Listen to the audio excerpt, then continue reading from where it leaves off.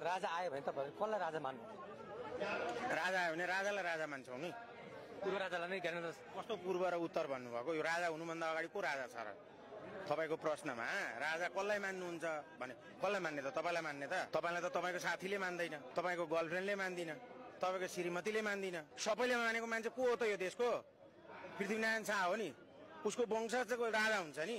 अहिले उसको वंशजको प्रतिनिधित्व गर्ने सबभन्दा बुढो मान्छे को छ?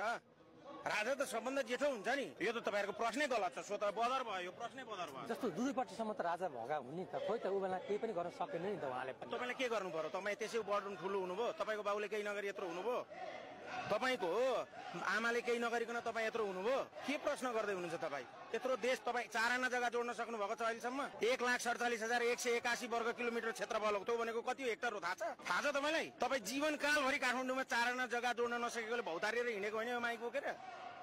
कसरी जोड्नु भयो त राजाले यत्रो यो जग्गा जमिन? यत्रो देश कसरी बनाउनु भयो त राजाहरूले? केही पनि भएन। केही पनि नभएको भएदेखि तपाईँ नेपाली कसरी हुनुभयो त? अहिले गणतन्त्रले माने काम त भइरहेको छ। अहिलेको नेताहरूले जेनी पछिको अहिलेका सिजा नेताहरूले काम त गरिरहेको छन् नि त। ठिक छ, यहाँ ल्याउनुहोस् माइक। अब काम भएको भए सिंहदरबार जलेको किन त? काम भएको भए सिंहदरबार जलेको किन त? सर्वोच्च अदालत जलेको किन त? अनि त्यो संसद भवन जलेको किन? सरकारको 3टा अङ्ग हुन्छ क्या भाइ, कार्यपालिका, संसद अनि व्यवस्थापिका। है, व्यवस्थापिका, न्यायपालिका, 3टा अङ्गमा 3टै अङ्ग जलाइदिए जनताले। वडा कार्यालय जलाइदिए, नगरपालिका जलाइदिए, नेता बस्ने घर जलाइदिए। अनि अझै पनि तपाईँ राजा आउँछन् र राजा नयाँ को आउँछ त? प्रचण्ड चाहियो अझै तपाईँलाई? तपाईँलाई अझै केपी ओली चाहिएको हो? त्यो अस्ति 23 गते मर्ने मान्छेमा तपाईँको भाइ भएको भएदेखि तपाईँ के गर्नुहुन्थ्यो? केपी ओलीको गएर तल घुँडाको पानी खानुहुन्थ्यो कि गएर केपी ओलीलाई गोली ठोक्नुहुन्थ्यो? हिजो 10 वर्ष जनयुद्धमा मान्छे मार्दै गर्दा तपाईँको आमाको सिन्दुर पुसेको भएदेखि तपाईँ आज कहाँ हुनुहुन्थ्यो?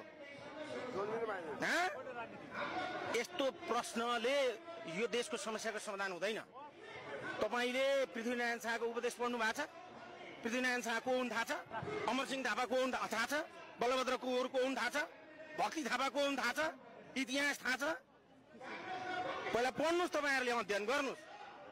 त्यही भएर तपाईँले पृथ्वीनारायण शाहलाई पहिला पढ्नुहोस् अनि देशमा राज संस्था किन आवश्यक छ भन्ने कुरा महसुस गर्नुहोस्। जस्तो अब गणतन्त्रले के काम गर्थ्यो भने तपाईँ यो माइक लिएर यहाँनिर आएर 2-4 हजार 5-10 हजार कमाउनको लागि युट्युब च्यानल खोलेर बसिराख्नुहुन्थ्यो? यही देश अमेरिका हुन्थ्यो नि? यही देश बेलायत हुन्थ्यो नि? तपाईँको तलब आज 2 लाख 4 लाख हुन्थ्यो होला नि? यसरी माइक तेर्साउनेको सिङ्गापुरमा कति तलब हुन्छ अनि तपाईँको कति तलब हुन्छ? तुलना गर्नु न। तपाईँको त्यो स्थिति हुन्थ्यो भने यो गणतन्त्र ठिक थियो। यो देश बच्थ्यो भने यो गणतन्त्र ठिक थियो। तपाईँ सुरक्षित हुनुहुन्थ्यो भने यो गणतन्त्र ठिक थियो। भाद्र 23 र 24 गते यो देशको प्रधानमन्त्री सुरक्षित थिएन, यो देशको राष्ट्रपति भएको थियो। अब तपाईँ आफू अहिले गणतन्त्रको पक्षमा कुरा गर्नुहुन्छ। त्यही भएर तपाईँहरूले पहिला अध्ययन गर्नु जरुरी छ। पत्रकारहरूले पहिला सही कुराको सम्प्रेषण गर्नु जरुरी छ। पत्रकारिताले गलत पत्रकारिता गर्यो र गलत प्रश्न गर्यो भने, इतिहास पढेन भने, देशको आवश्यकतालाई बुझेन भने त्यो देश धुलिसात हुन्छ। आज हरेक नेपाली एकदम समस्यामा छ। हेर्नुहोस् भाइ, आज हरेक नेपाली समस्यामा छ। तपाईँ समस्यामा हुनुहुन्छ, म समस्यामा छु, विदेशमा बस्ने नेपाली समस्यामा छन्, स्वदेशमा बस्ने समस्यामा छन्, नेता आफै समस्यामा छ। अरू त के कुरा गर्नु? देश समस्यामा छ। अनि यो समस्याको समाधान चाहिँ हुन्छ चाहिँ कसरी? अबको आन्दोलन तपाईँ कहिलेसम्म गर्नुहुन्छ? कसरी अगाडि बढाउनु? आन्दोलन त निरन्तर रूपमा आन्दोलन गर्नु हाम्रो रहर होइन नि। हामी के भनिराखेका छौँ? हामी कसैलाई निषेधको राजनीति गर्न खोजिरहेका छौँ? राजा, जेनजी पुस्ता र राजनीति दल यो 3टा शक्ति मिलौँ, सबै समस्याहरूको समाधान गरौँ, एउटै टेबलमा बसौँ, नमिलेका कुराहरू मिलाउँ। संविधान संशोधन गर्ने हो कि कानुन संशोधन गर्ने हो कि यो देशमा स्थिरताको लागि एउटा काम गरौँ। देश स्थिर भयो भने न समृद्ध बन्छ। त्यतिकै हावामा समृद्ध नेपाल सुखी नेपाली भनेर सिंहदरबार जल्दैन। भयो समृद्धि? समृद्धि त कहाँ आयो? बालकोटतिर आयो। समृद्धि कहाँ आयो? गुन्डुतिर आयो। तपाईँले देख्नुभयो होला नि कुटी, त्यो कुटीमा गएर सोध्नु न। बालकोटको कुटीमा गएर सोध्नु त यस्तो हुन्छ कुटी। हो, अब कहिलेसम्म आन्दोलन भने जहिलेसम्म यो देशको समस्याहरूलाई एक ढिक्का गरेर नेपाली एक ठाउँमा आउने कसरत गरिँदैन, त्यो स्थिति ल्याइँदैन, तबसम्म आन्दोलन। जबसम्म तपाईँ सुरक्षित हुनुहुन्न तबसम्म आन्दोलन।